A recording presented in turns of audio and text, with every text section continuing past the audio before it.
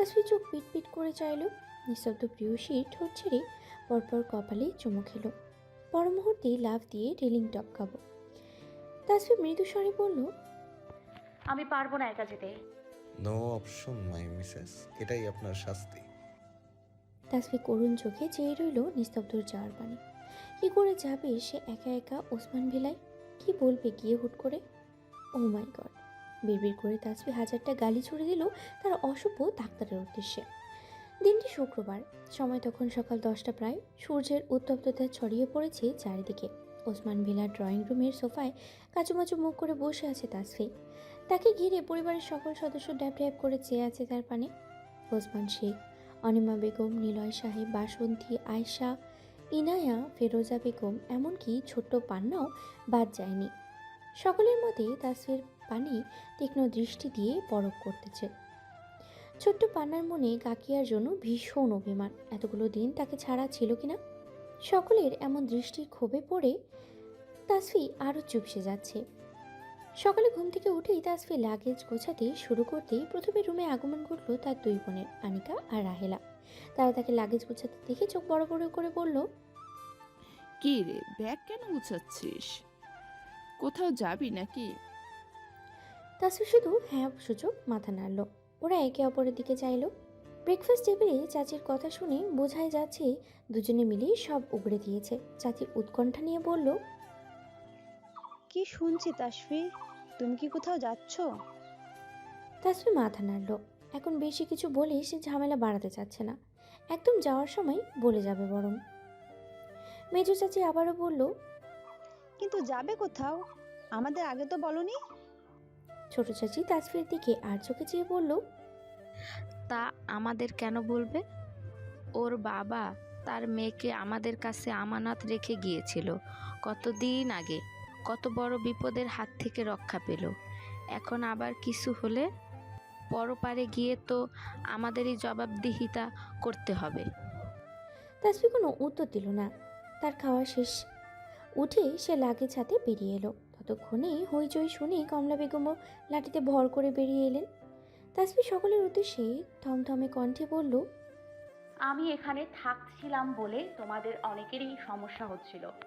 আমি চলে যাচ্ছি, তোমাদের আর কোনো সমস্যা হবে না। মেজো চাচি রেগে বলল, একটা চটকানি দেব মেয়ে।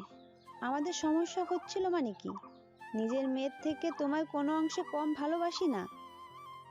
কমলা বেগম আঁতকে উঠে বলল, চলে যাবি মানে? এই কই যাবি? শ্বশুরবাড়ি। সবাই অবাক হয়ে একে অপরের দিকে চাইল। আনিকা বলল, বলেছিলাম এখন দিব না তোমাদের কোনো সমস্যা, আমি এখন ও বাড়িতে যাব। কমলা বেগম এগিয়ে থতমত কণ্ঠে বললেন, তুই সত্যি ওই বাড়িতে যেতে চাইছস? কিন্তু একা কেন? তাসফি খানিকটা নাক টেনে বলল, তুমি বুঝবে না বুড়ি, আমার একাই যেতে হবে। মেজো চাচি কিছুক্ষণ তাসফির দিকে খানিকক্ষণ তাকিয়ে থেকে তাকে অবলোচন করে কাছে এগিয়ে এলো। তাসফির মাথায় হাত বুলালো। তাসফি তার বুকে মাথা রেখে কেঁদেই ফেলল। চাচি বললেন, বোকা মেয়ে, কাঁদছো কেন? তোমাদের মাঝে সব ঠিক হলেই আমরা খুশি। আমরা তো কখনো চাইনি তোমার সংসার ভাঙুক। তবুও তোমার সংসার তুমি সিদ্ধান্ত নিয়েছিলে, আমরা বাধা দেইনি। আজ তুমি ফিরতে চাইছো, তাতেও বাধা দেব না। শুধু বলবো সাবধানে যাবে, আর জামাই বাবাজিকে নিয়ে আবার আসবে, কেমন? চাচি আঁচলে চোখ মুছলেন। মেয়েটা দেখলেই ইদানিং কেন যেন তার শুধু কান্নাই পায়। অভাগী মেয়েটা, এবার একটু শেক পেলেই হয়। এক বাবা মা গিয়েছে তো কি হয়েছে, ও বাড়িতে তার নতুন বাবা মা তারা তো আছেই। তাসফি মাথা নেড়ে তার কথায় সায় জানালো। ছোট চাচি অন্যদিকে চোখ ঘুরিয়ে রাখলো। সকলের থেকে বিদায় নিয়ে তাসফি তস্ত কদমে বেরিয়ে এলো বাড়ি ছেড়ে। এই তো 10 মিনিট আগেই সে ওসমান ভিলায় পা রাখলো। প্রথমে ও বাড়ির মানুষের কাছে জবাবদিহিতা করতে হলো, আর এখন এখানেও। দীর্ঘশ্বাস ছাড়লো তাসফি। বদমাইশ ডাক্তার তাকে একা একা মাঝ নদীতে ফেলে দিল তো, তাই না? সেও দেখে নেবে। নিস্তব্ধ তখন বাসায় ছিল না। ভেবেছিল অর্ধাঙ্গিনীর নাস্তানাবুদ মুখখানা নিজের চোখেই সে অবলোচন করবে, কিন্তু তার মনের ইচ্ছা পূরণ হলো না। তার আশায় জল ঢেলে আজকে রোগীকে আসতে হলো। আজই প্রথমবার ডাক্তারি পেশার প্রতি তার বড্ড বিরক্তি ভাব হলো। ফিরোজা বেগম ডিভোর্সের বিষয়ে জানেন না, তাকে জানানো হয়নি। এমনিতেই সে অসুস্থ। ফিরোজা বেগম বলে উঠলেন, কি গো মাইয়াডারে তোরা বসায় রাখছস কেন এইভাবে? কতদিন পর আইলো, যা যা রুমে গিয়ে ফ্রেশ ট্রেশ হতে দে। সর সব এমন করে গিরে ধরে আসস কেন?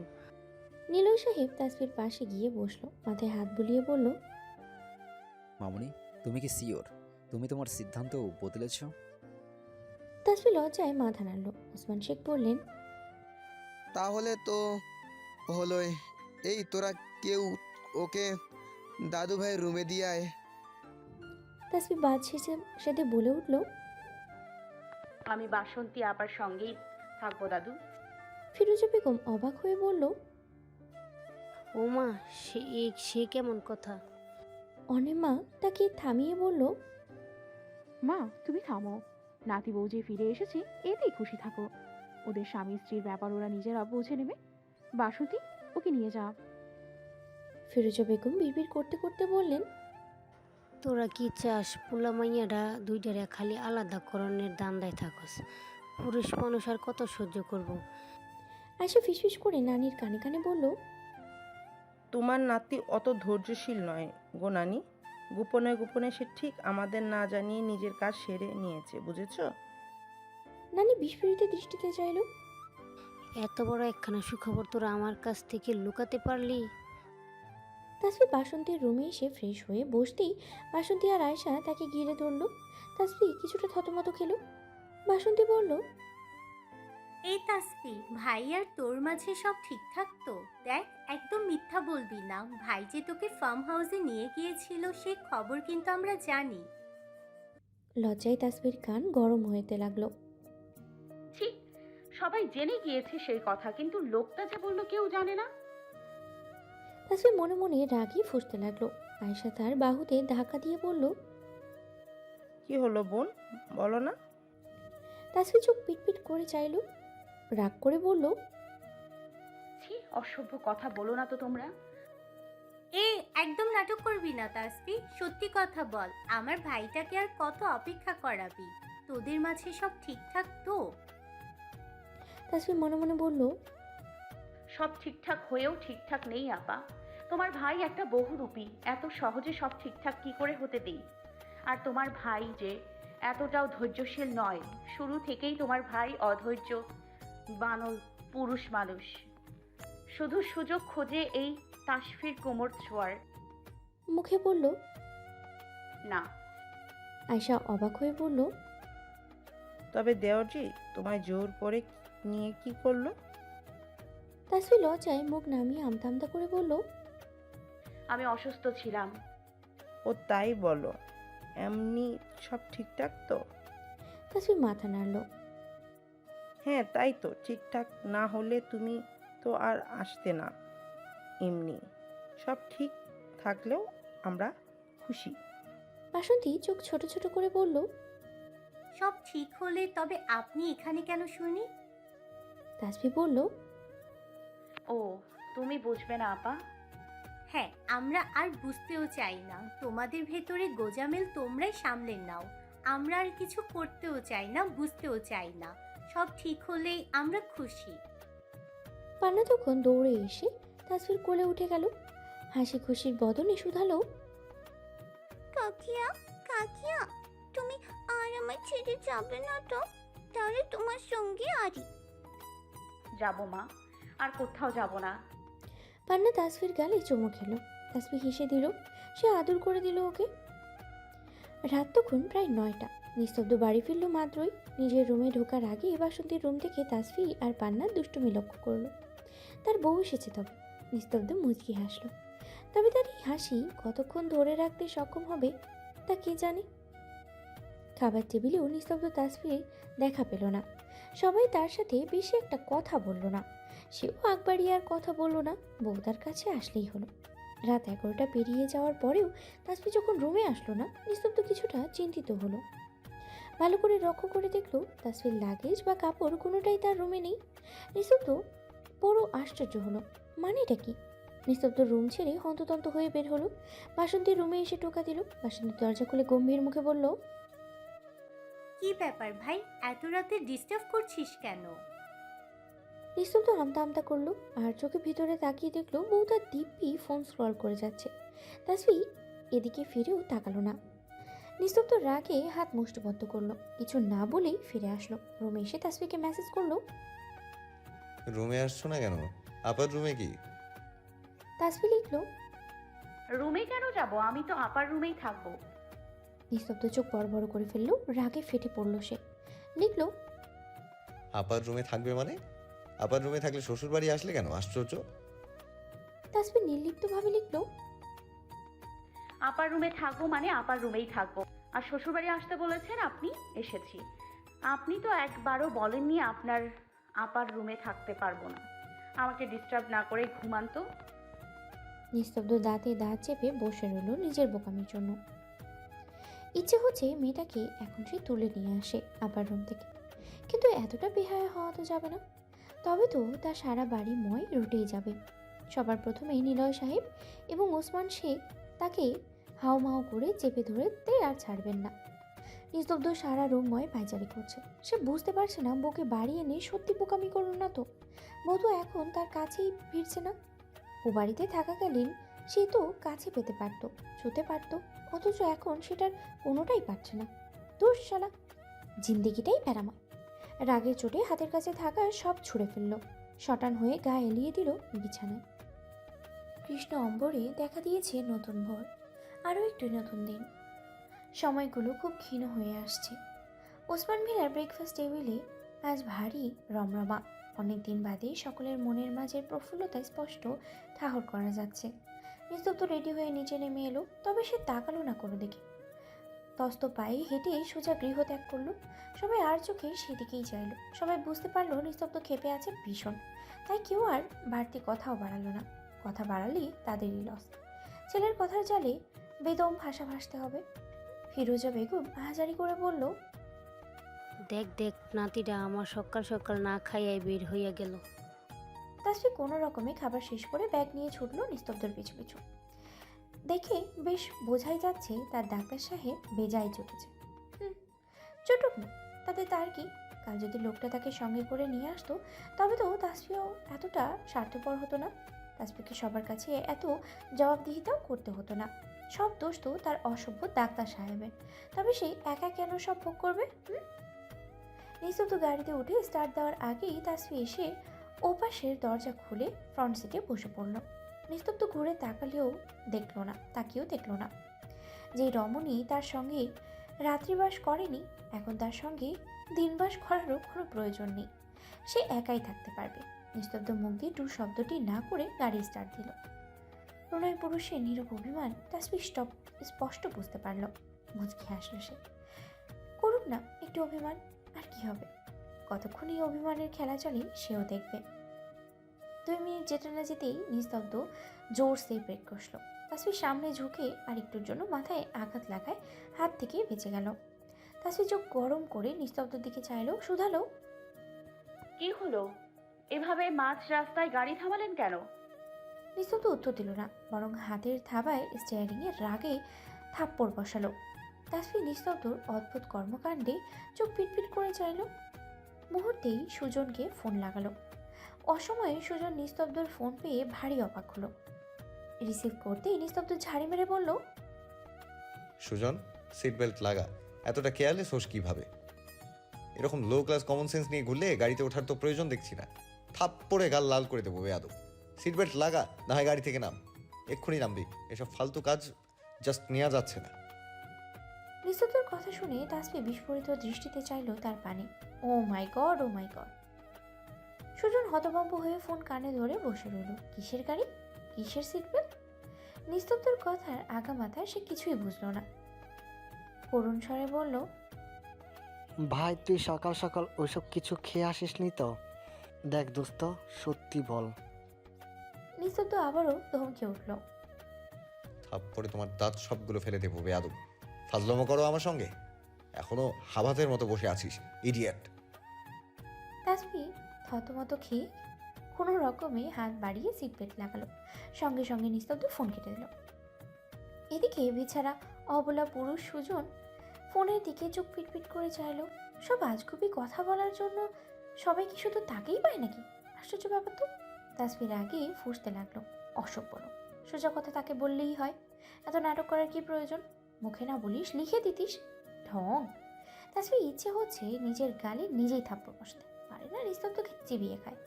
নিস্তব্ধ আবারও গাড়ি স্টার্ট দিল। সারা পথ সে আর একটা কথাও বলল না আগ বাড়িয়ে। থাকুক তার রাগ নিয়ে। গেটের সামনে এসে গাড়ি থামতেই তাসফি হন হন করে নেমে গেল। গেটের সামনে থাকা কিছু পোলাপান স্যারের গাড়ি থেকে তাসফিকে নামতে দেখে কেমন আর চোখে চাইল, মনে তাদের কটূক্তি।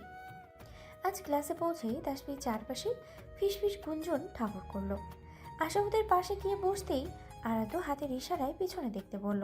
তাসফির পিছনে তাকে স্পষ্ট মানসার গোলগাল মুখখানা নজরে এলো। তাসফি কয়েক মিনিট গাঢ় দৃষ্টি নিক্ষেপ করে তার দিকে তাকিয়ে রইল। 1 সপ্তাহের শাস্তি তবে শেষ হয়ে গিয়েছে। বাহ, ভালো, ক্লাসেও চলে এসেছে। আশা কৌতুক করে বলল, শয়তান এসে আবার হাজির হয়েছে। এখন দেখ নতুন নাটক করে কি ক্ষতি করে। আশার কথার মাঝেই ওদের অবাক করে দিয়ে মানসা তাসফির সামনে এসে দাঁড়ালো। ক্ষমা চাওয়ার ভঙ্গিতে বলল, আমায় মাফ করে দিও তাসফি, না বুঝে শুধু শুধু তোমার সঙ্গে অন্যায় করেছি, আমায় ক্ষমা করো প্লিজ। তুমি চাইলে আমি তোমার পায়ে পড়তেও রাজি আছি। মানসা নিচু হতে গেলে তাসফি বাধা দিয়ে বলল, আরে কি করছো, ওঠো ওঠো। মানসা বলল, না তুমি বলো আমায় ক্ষমা করেছো।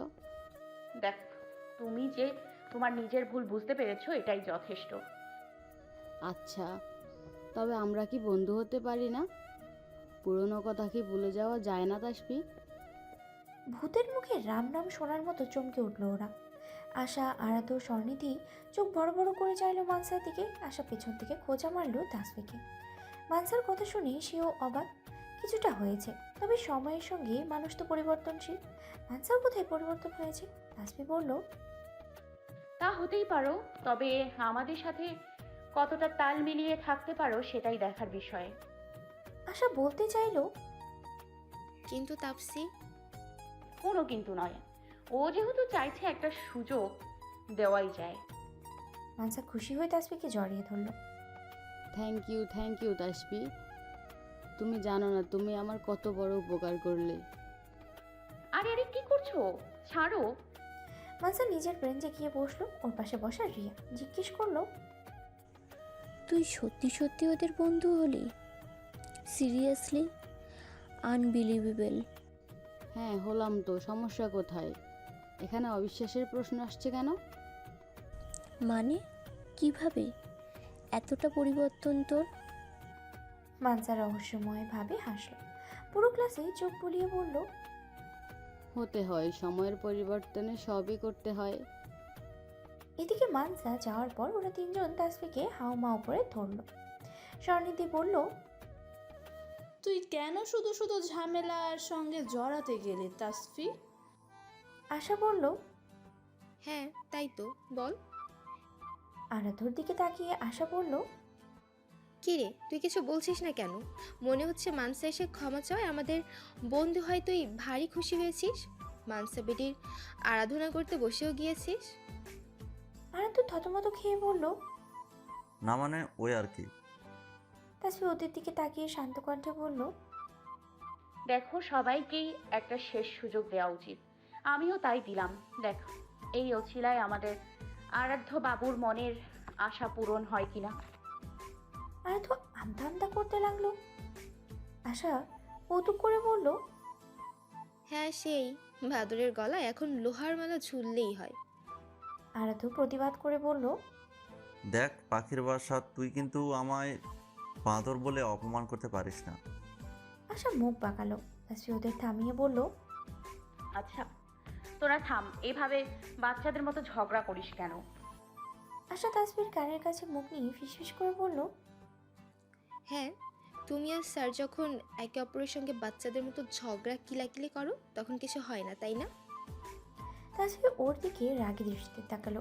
আশা মুখ বাঁকিয়ে বসে রইল। খানিকক্ষণ বাদেই ক্লাসে স্যারের আগমন ঘটল। ওরা ক্লাসে মনোযোগী হলো।